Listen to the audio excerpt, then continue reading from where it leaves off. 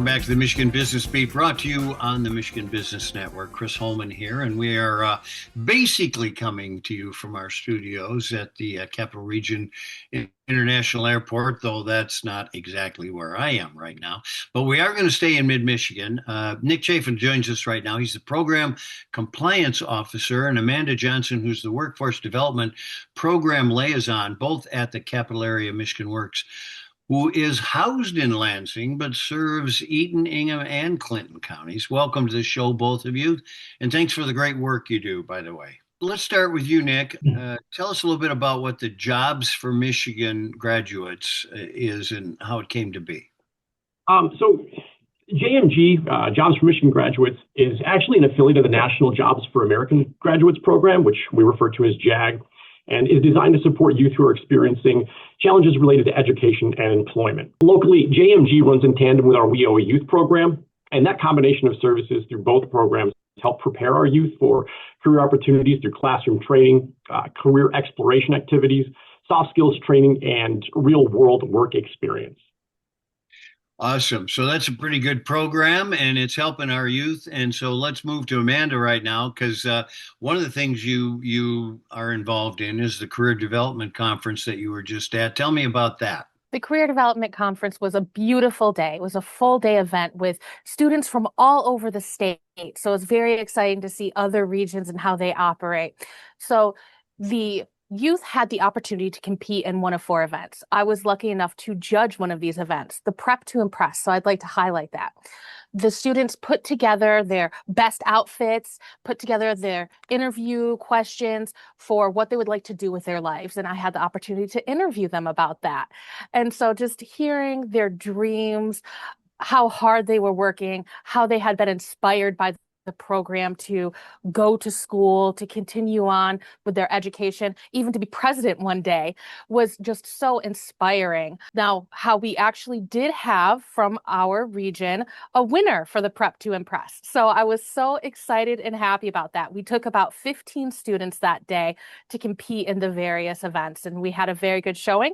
There was the JMG Bowl, so they asked questions about the state, about industries, about different information related to job readiness, and we came in 4th place for that as well. So it was a very exciting day. So Lansing performed pretty well, actually, huh? We do every year. We're very competitive. Good. So who put on the Career Development Conference, and where was it? So it was located at Saginaw Valley State University, which for many of the students was the first time we were able to take our meals in the very beautiful cafeteria that they had. So it was their first time being on a campus, and I could see how inspiring that was for them, how they were able to see themselves on campus and actually going to school. So it's very exciting. And it was put on by the Jobs for Michigan Graduates program.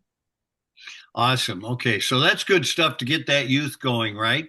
All right, so let's run back to you, Nick. How can employers get involved with JMG or kind of interact with program participants? Yeah, so we have a couple different opportunities for employers if they want to engage with the program. One would be through work experience. We can actually pay students to perform roles for these different employers. So they go out there, they get their work experience, they're building professional references and establishing that new network. We also do talent tours where individuals can basically want a field trip to different employers to experience different industries and different sections of the labor market to find that fit that most intrigues them. For more information, I recommend that Ingham County employers connect with Kareem Milo with Lansing School District, and he can be reached at 517-492-5551. And for Eaton County and Clinton County, Peckham's Tracy Tanner is the manager of their youth programs, and they'll be the point of contact at 517-492-5527. You know, it's kind of interesting because our latest Michigan Future Business Index came back, and it has always been the #1 stumbling block for employers was getting talent and retaining talent, right?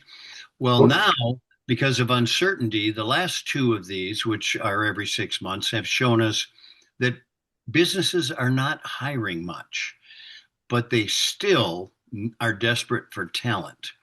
So this speaks right to where you are, getting training, those types of things.